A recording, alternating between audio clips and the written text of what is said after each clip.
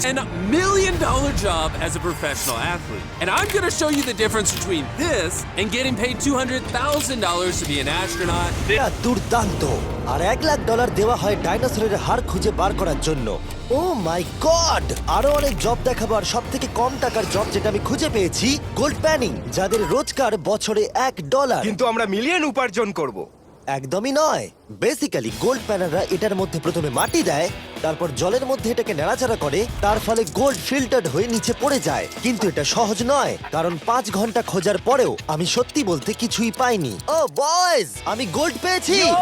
এই ছোট্ট জিনিসটার মূল্য কত হবে? এটা হবে 2 সেন্ট। আমি এটাই বলতে চেয়েছিলাম। সারা বছর এই কাজটা করে তুমি মাত্র $1 রোজগার করবে, কিন্তু সৌভাগ্যবশত আমরা সেই জব করতে চলেছি যেটা করে বছরে $10 মিলিয়ন রোজগার করা যায়। কিন্তু প্রথমে দেখা যাক যে কাজ করে মানুষ বছরে $1,00,000 রোজগার করতে পারে। মিউজিয়ামের জন্য ডাইনোসরের বোন খুঁড়ে বার করা। আর হ্যাঁ, এগুলো ফেক, কারণ ওদের অস্তিত্ব আর নেই। এটা হলো আমাদের কাজ করার জায়গা। এগুলো কি সত্যি ডাইনোসরের বোন? হ্যাঁ একদম, আমি এখানে 17 সত্যি? বছর ধরে রয়েছি, আর আমি আমার কেরিয়ারে যত ধরনের বোন দেখেছি তার মধ্যে এটা সব থেকে বড়। এটা হলো থাই বোন, এই যে এখানকার, আর এটা 4 ফুট লম্বা। উদাহরণ হিসেবে এই যে একটা ডাইনোসর, তার সমান হলো 6টা কালকে ওপরে ওপরে দাঁড় করিয়ে দেওয়া। আমার হাইট 6'5". এগুলি মূলত মিনি জ্যাক হ্যামার। এই তো ভালোই করছো। ওর কোনো আইডিয়াই নেই ও কি হ্যাঁ, করছে। ওর কোনো আইডিয়াই নেই। আশ্চর্যের বিষয় হলো এটা করতে গিয়ে আমরা ভয় পেয়ে যাচ্ছিলাম। উপস। একটু সাবধানে। কাজটা একটু এগোতে আমাদের 5 ঘন্টা সময় কেটে গেল। তারপরে এক্সপার্টের সাহায্য নিয়ে আমরা কাজটাকে মোটামুটি এগোতে পারলাম। আমার গোটা কেরিয়ারে দেখা এটা হলো সব থেকে বড় একটা বোন। আর তুমি চাও এটাকে আমি আর কাল টাচ করি? একদম। যদি আমরা এটাকে খারাপ করে দিই? যশ, এটার ওয়েট কত হবে? মোটামুটি 2250 পাউন্ড? হ্যাঁ। এর ওজন তো নোলানের মায়ের 10 ভাগের 1 ভাগ। ও মাই গড, এটা তো দারুণ। এখন যেহেতু এই হাটটা এতটাই প্রাচীন, তাই আমরা এটাকে তোলার আগে ভালো করে সংরক্ষণ করলাম, না হলে এটা দুটুকরো হয়ে ভেঙে যেত। আশা করবো তোলার সময় এটা ভেঙে যাবে না। 1 2 3 Three. এই তো, খুব ভালো। এদিকটা নিয়ে এসো। খুব ভালো। এই প্রথমবার কোনো মানুষ এটাকে বয়ে নিয়ে যাচ্ছে। একজন ইউটিউবার ডাইনোসর বোন নিয়ে যাচ্ছে। টেবিলের সামনেটা নিয়ে চলো। ঠিক আছে। 1 2 চলো। এই তো খুব ভালো। কাল তোমার হাতটা দেখবে। বিশ্বাস করবে কিনা জানি না, কিন্তু এই ডাইনোসর বোনটা তার জায়গা খুঁজে নিল একটা মিউজিয়ামে। আর যেহেতু মিউজিয়াম খুবই বোরিং হয়, তাই আমরা চলে গেলাম $2,00,000 জবে, নাসাতে অ্যাস্ট্রোনট ট্রেনিং। আর আমার প্রথম মিশন হলো একটা অফিসিয়াল লুনার রোভার চালানো। এটা নিশ্চয়ই একদিন চাঁদে থাকবে।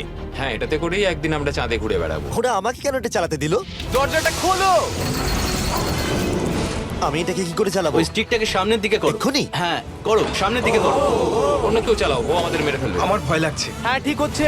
ও, এটা তো দারুণ। চলো এবং টুইস্ট করো। ডান দিকে? ডান দিকে বা বাঁ দিকে, যেদিকে খুশি করতে ও মাই পারো। গড, ওখানে তো কার আছে? এটা কি রাস্তায় চালানো লিগ্যাল?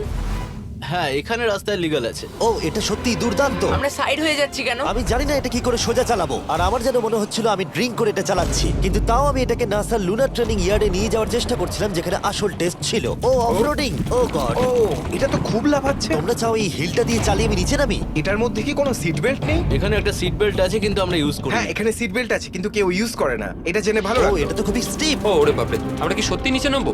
আমার সিট বেল্ট চাই এক্ষুনি। ও মাই গড। দাঁড়াও, আমরা হিল থেকে সাইড হয়ে থামাও, নামছি। থামাও গাড়িটাকে। ঠিক আছে, ঠিক আছে, তোমার হাতটা তুলে নাও যাতে ওরা দেখে আমি চালাচ্ছি। আরে ও তো সত্যি তুলে নিল। ঠিক আছে, আমি আরে, উঠে যাচ্ছি, নিককে না, দিচ্ছি। না, না, না, দাঁড়িয়ে এখানে পড়ো। বসো।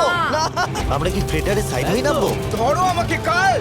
ধরো আমাকে। ল্যারান, আমি বলতে চাইছি তুমি চাঁদে কিন্তু সার্ভাইভ করতে পারবে না, না। আমি নিশ্চয়ই পারবো। এর পরের ট্রেনিং এ নাসা আমাকে দেখালো তাদের বিশাল স্পেস ফেসিলিটি।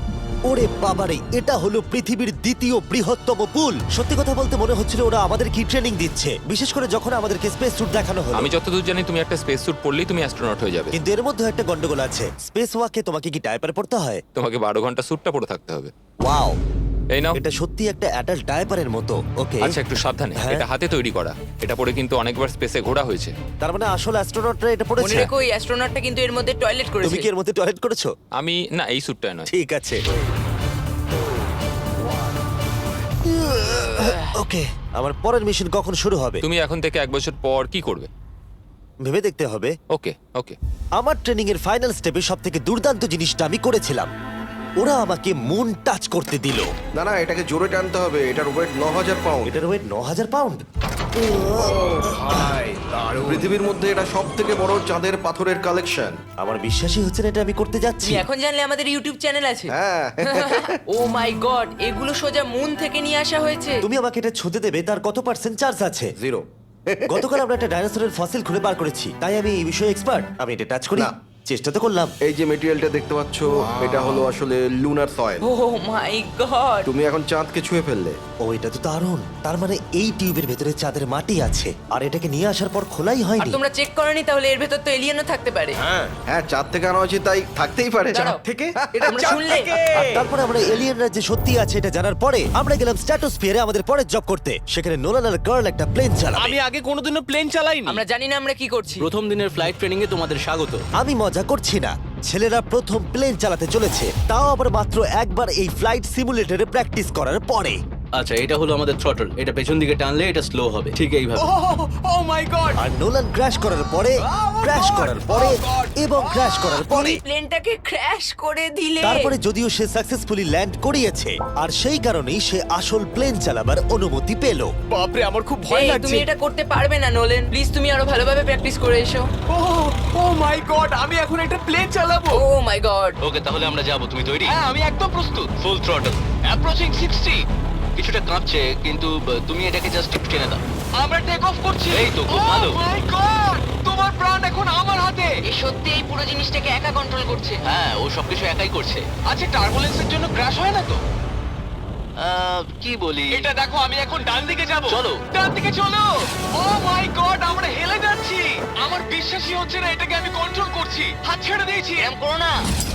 ও মাই গড। তুমি কি পাগল? আমি তোমাকে মেরে ফেলবো। ঠিক আছে, আমরা ওখানে যাব, তারপর ফিরে এসে ল্যান্ড করব। ও মাই গড, এবার কি হবে? এই একটাই জিনিস যেটা সব মানুষের কাছে বড় চ্যালেঞ্জ। ঠিক আছে, এবার আমি নামছি। আমার মেন্টাল হেলথ এখন একদম ঠিক নেই। এই জায়গাটায় আমি সব সময় সিমুলেটরে ক্র্যাশ হয়ে যাচ্ছিলাম। ও গড। আমরা এখন ওই রানওয়েতে ল্যান্ড করতে চলেছি। ও মাই দাঁড়াও, গড। দেখো আমরা মাটির কত কাছে, তাই না? ধরে রাখো, ধরে রাখো, নিচের দিকে করে সোজা ধরে রাখো। ও মাই গড। সাবধানে শটলের উপর হাতটা রাখো। তোমাকে এটা পেছনে টানার জন্য অপেক্ষা করতে হবে। দীর্ঘ নিঃশ্বাস নাও। এবার আমরা নামছি।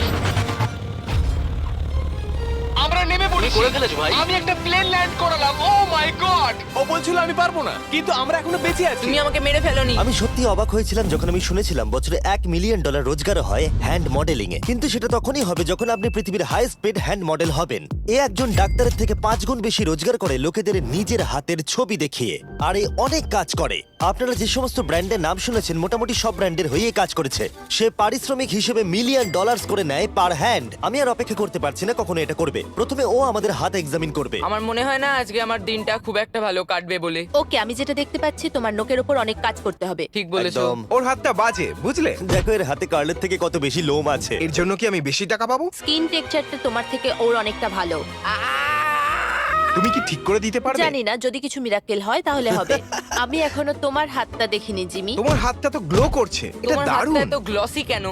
আমি জানি না আমার আঙুলের স্ট্রাকচারটা কি ঠিক আছে। হ্যাঁ, এগুলো তো বেশ ভালো, কিন্তু এখানে একটু সমস্যা আছে, স্কিন সমস্যা আছে, কিন্তু এগুলো ঠিক করা যাবে। আমাদের হাতের উপরে অনেক কাজ করতে হবে, তারপর আমরা শুটের জন্য তৈরি হয়ে যাব, যেটা আমার আর কার্লের জন্য খুবই ইজি ছিল, কিন্তু লেজারের জন্য অতটাও নয়। ও গড। ভাই এই লোমগুলো দিয়ে তুমি দারুণ জিনিস বানাতে পারবে। এই চুলগুলো আমার সঙ্গে সারা জীবন ছিল, কিন্তু চাইলেই এর সাহায্যে $1 মিলিয়ন উপার্জন করতে পারো। আর এখন যেহেতু আমার হাত আগের মতো নেই, তাই আমরা একটা ম্যাগাজিনের জন্য মডেল হতে পারলাম। এই ছবিগুলো সারা আমেরিকায় বিলবোর্ডেতে দেখানো হবে এই ওয়াচগুলো প্রমোট করার জন্য। এটা কিন্তু খুব কঠিন। হ্যাঁ, আর বেশি চাপ নিও না। ওকে, মানে ঘড়িটাকে দেখতে ভালো লাগছে। সত্যি কথা বলতে আমি ভেবেছিলাম এটা ইজি হবে, কিন্তু আমরা সত্যি খুবই বিচ্ছিরি ভাবে এটা করলাম। মনে হচ্ছে যেন কোনো সাপ এই ঘড়িটা পড়ে আছে। ভাই এটা খুবই শক্ত। তুমি একবার করবে, এটার সাথে পার্থক্য দেখবো। ও কি দুর্দান্ত। তোমার হাত নড়েনি তাই প্রোডাক্টটা দারুণ দেখা যাচ্ছে। ভালো মডেল হওয়া মানে একটা ঘড়ি পরে নিলাম তাই নয়, মাঝে মাঝে মডেল হিসেবে তোমাকে অদ্ভুত জিনিসও করতে হয়। তুমি ভয় পাচ্ছ কেন? কারণ অফ ক্যামেরাতে হাতে একজন সাপ আরে ধরে ভয় পাওয়ার আছে। কি আছে? চিন্তা করো না কার্ল, চিন্তা করো না। ওর হাতটা এখানে রাখো যাতে ওর মাথাটা একটু সাপোর্ট পায়। হ্যাঁ একদম। এর মাঝে আমি একটা জিনিস ঢোকাতে চাই, সেটা হলো ইমোর্টালস অফ অ্যাভিয়াম। এরা এই ভিডিওর স্পন্সর। একটু এখানটা ধরো। হ্যাঁ ঠিক আছে। এখন এই মডেলিং করছে একটা ওয়াচ, একটা স্নেক আর এই গেমটার। ও এটা দেখো, এটা দুর্দান্ত লাগছে। ইমর্টালস অফ অ্যাভিয়াম হলো একটা ফার্স্ট পার্সন ম্যাজিক শুটার, যেখানে তুমি জ্যাক নামের একজন প্লেয়ার হিসেবে এই পৃথিবীকে বাঁচাবে গার্ল। ও কি আমাকে বাঁচাবে?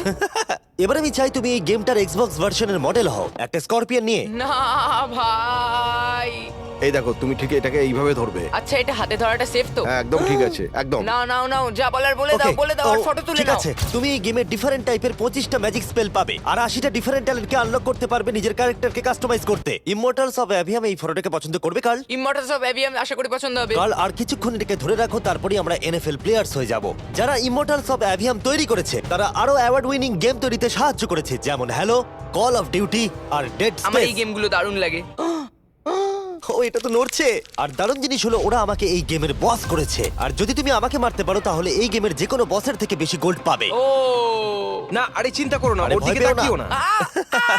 ইমমর্টালস অফ অ্যাভিয়াম এখন এক্সবক্সে ফ্রি ট্রায়াল দিচ্ছে, তার সাথে PS5 এও আর স্টিমেতেও ফ্রি ডেমো অ্যাভেলেবল মনে আছে। হচ্ছে তুমি যে আমার পারবে, ভেতর ঢুকে তুমি পারবে। গেছে নাকি হাতের তলায়। আমরা এতটাই বাজে করছিলাম যে একজন হ্যান্ড মডেলকে আনাতে হলো যাতে স্পন্সররা এই ফটোগুলোকে অ্যাপ্রুভ করে। ডেসক্রিপশনে দেওয়া লিংকে ক্লিক করো যদি তোমরা এক্ষুনি ইমমর্টালস অফ অ্যাভিয়াম খেলতে চাও। আমি আর হ্যান্ড মডেল হতে চাই না, আর যদিও আমাদের ফটোগুলো অতটা ভালো ছিল না, তবুও গোটা দেশের বিলবোর্ডে সেগুলো স্থান পেল। আর এবার হলো শেষ কাজ, যেটার জন্য বছরে $10 মিলিয়ন রোজগার করা যায়।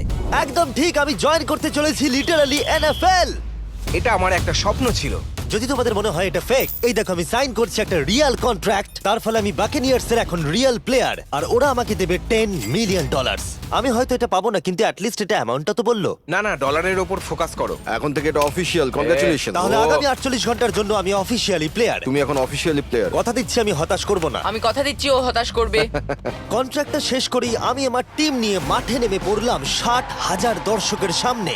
প্রথম স্টেপ হলো ওয়েট ট্রেনিং। এটা হালকা হচ্ছে, ওয়েটটা একটু বাড়িয়ে দিই, চলো। এই তো খুব আমার ভালো। মনে হচ্ছে না ওরা আমাকে 10 তোমাকে মিলিয়ন স্ট্রাইক দেবে। খুব করতে ভালো হবে। হচ্ছে। তুমি কি উইনার নাকি তুমি ফ্যালকন? খুব ভালো। আমি লক্ষ্য করলাম NFL প্লেয়ার হলেই তোমাকে উৎসাহ দিতে সবাই চাচায়। আচ্ছা এই জিনিসটা কি তোমাদের টিমের সবথেকে স্ট্রং প্লেয়ার করে? দেখা যাক এটা আমি একবার করতে পারি কিনা। ওরা এটা 12 বার করে?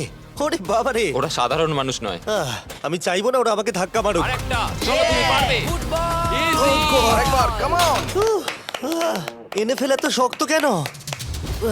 তাদের টিপিক্যাল ওয়ার্কআউটের সাথে এটার পার্থক্য কতটা? অনেক বেশি। যাক, একটু মাথা ব্যথা তো দূর হলো। কিন্তু তোমাকে পরে ওগুলোই করতে ঠিক হবে। আছে। এরপরে আমি প্রথম প্র্যাকটিস করলাম টেম্পা বে বাকেনিয়ার্স এর ট্রেনিং গ্রাউন্ডে। আমি দেখা করলাম আমার কোচের সাথে। কেমন আছেন? তুমি কেমন আছো? ভালো। আর আমার নতুন টিমমেটদের দেখা সাথে। করে খুব ভালো লাগলো ভাই। আমার নাম শেখ। আমার তোমার ভিডিও ও, খুব ভালো সত্যি? লাগে। তারপর ক্যান্ডি বার আর হ্যাঁ কালকেও। আর আমার নতুন টিমমেটরা বিশ্বাসই করছিল না আমি সত্যি করে টিমে সাইন করেছি, তাই আমি আমার কন্ট্রাক্টটা ওদের দেখালাম। এটা একই তো যাতে তোমরা সাইন তুমি তো করেছিলে? দেখছি আমার থেকে বেশি টাকা পাচ্ছ গো। আমাকে এত কিন্তু দেওয়া তুমি হয় করলে না। দেখতে পাবে 48 ঘন্টার মধ্যে ক্যান্সেল না করলে কিন্তু ও, আমরা ক্যান্সেল হ্যাঁ। করে দেবো। দেখো এখানে যদি আরো আমি অনেক সঠিক কিছু বলি। লেখা আছে। যাই হোক অফিশিয়ালি তুমি এখন আমি আমাদের জানি, টিমে। Thank you. কিন্তু আমার অন্য তোমাকে এখন টিমমেটরা অনেক ওখানে খাটতে আছে। হবে। ওদের কাছে আমাদের বাচ্চা মনে হচ্ছে, ওরা খুবই লম্বা। একবার ওর হাইটটা তো দেখো। সত্যি কথা বলতে এর আগে আমি কখনো ফুটবলই খেলিনি, তাই ওরা আমাকে একটা কিক মারতে দিল, যেটা আরিয়া। ও, আমি বিচ্ছিরি ভাবে করলাম। মিস্টার বিস্ট আজকে সারাদিন প্র্যাকটিস করো, কালকের মধ্যে রেডি হতে ঠিক হবে। বলেছো, ঠিক বলেছো। আমি চেষ্টা করছি। যেহেতু এর আগে আমি কখনো কোয়ার্টারব্যাক খেলিনি, আমি ছুটছি। আমি যতদূরে পারলাম ছোড়ার চেষ্টা করলাম। এটা টাচডাউন। তোমাদেরকে আমি বলে দিই যে টিমটা আমি জয়েন করেছি সেটার হয়ে টম ব্র্যাডি সুপার বোল জিতেছে, তাই ভাবলাম ওকে সারপ্রাইজ দিলে ভালো লাগবে। ও, এই তো টম। ও, এক্ষুনি আমার লেগে যাচ্ছিল। টিভি কেমন আছো ভাই? কেমন আছো টিভি? ভাই? এখানে একজন আমার বন্ধু আছে, ও খুশিতে প্রায় মরেই যাবে যদি তুমি ওকে একটা না, না, হাই বলো। তুমি এটা একদম করো আমি না জানি জিমি, তুমি খুব করো না খুশি। এটা। ও শেষ। এরপরে আমরা প্র্যাকটিসের থেকে বেশি মজা করতে শুরু করলাম। লিটল ম্যান, ও, তারিক, তুমি অনেক ছোট। হ্যাঁ, তুমি যাও গিয়ে শুট করো। ঠিক আছে, পরে দেখা হবে। अगर तुम मिल जाओ जमाना छोड़ देंगे हम। কেউ কেউ আমার দুদিনের কন্ট্রাক্ট নিয়ে প্রশ্ন করছিল, তাই বাক্স আমার জন্য একটা প্রেস কনফারেন্সের আয়োজন করলো। আমাদের সামনে একটা বড় খেলা আছে, আমরা শুধু সিরিয়াস প্রশ্নেরই উত্তর দেব। এটা কি পাবলিসিটির জন্য করছো? তাহলে এখানে কি করছো? যতটা সম্ভব ভালো ভিডিও তৈরি করার হ্যাঁ, জন্য। এটা পাবলিসিটির জন্যই করা। পরিষ্কার বলে দিই আমি NFL প্লেয়ার নই। জিমি তোমার এই টিমে এসে কেমন লাগছে? আমার দারুণ লাগছে। সত্যি কথা বলতে কি, আমার ভাবনার থেকে ওরা আমাকে বেশি আপন করে নিয়েছে। আপনি কতক্ষণ খেলবেন বলে ঠিক করেছেন? জানি না, এবং বারবার বোঝানোর পরে যে এটা কিছু সময়ের জন্য, তারপরে আমি চলে গেলাম মেজার করতে। 6 feet 4.5। 6'4.5"? কার্ল, তুমি তো 6'5". আমি 6'5", হ্যাঁ হ্যাঁ। এই মেজারমেন্ট গুলো ছিল আমার গিয়ার আর ইউনিফর্ম ভালোভাবে ফিটিং হওয়ার জন্য। এটা কিন্তু দেখতে দারুণ লাগছে। চলো শুরু করি তাহলে। যখন আমি তৈরি হয়ে গেলাম, অফিসিয়াল গেম ডে চলে এলো। আমি জানি না ওরা আমাকে কেন এটা করতে দিচ্ছে, কিন্তু হ্যাঁ, থ্যাঙ্কস বাক্স। তোমরা কি আমাকে এই টিমে দেখে অবাক হচ্ছ? হ্যাঁ, এটা আমার প্রথম ফুটবল যেটাতে আমি সাইন করলাম। জিমি এখন যে কোনো মুহূর্তে বেরিয়ে আসতে ওরা পারে। বললো যদি আমি 100 অব্দি থাকতে পারি তাহলে ওরা একটা খেলা খেলবে, আমাকে একটা সাহায্য করবে, উত্তেজিত হয়ে ওঠো। ভালো বলেছো। এটার প্রথম গেম আর এটা সম্ভবত শেষ। অবশ্যই ওর শেষ গেম। আমি জানি না কি হতে চলেছে। ক্যাননগুলোকে ফায়ার করো! এটা দুর্দান্ত। আর যেহেতু আমি একমাত্র এই এনএফএল গেমেতেই অংশগ্রহণ করছি, তাই টিম আমাকে লিড করবার সুযোগ করে দিল। চলে এসো বয়েজ। জিমি, ওই দেখো আমাদের বন্ধু। প্লেয়াররা যেন আমাকে চাপা দিয়ে না চলে যায়। এটা কি তোমার জীবনের সবথেকে ভালো দিন? এটা আমার জীবনের সবথেকে ভালো দিন জিমি। আই লাভ প্লেয়াররা ইউ। আমাদের থেকে আগে চলে যাচ্ছে। জিমি এখন এনএফএল প্লেয়ার। কেমন আছো তোমরা? আমি তোমাদেরকে হতাশ করবো না, যদিও সম্ভবত আমি খেলবো না। Love you. দেখো কি বড় একটা প্লেন। আমেরিকা চলো ফুটবল খেলা যাক। আমাকে অফিসিয়ালি এনএফএল প্লেয়ার করার জন্য বাকিনিয়ার্স এর জন্য একটা হিউজ শাউট আউট। সত্যি কথা বলতে ভালো হলো যে আমি খেলিনি, কারণ ওরা যদি আমাকে ধাক্কা দিত সম্ভবত আমি মরেই যেতাম। আমি ভেবেছিলাম ওটা ওখানেই শেষ হয়ে যাবে, কিন্তু ফ্যালকন টুইটটা করে দিল, মিস্টার বিস্টের পরের চ্যালেঞ্জ হলো hit the field goal, win the game.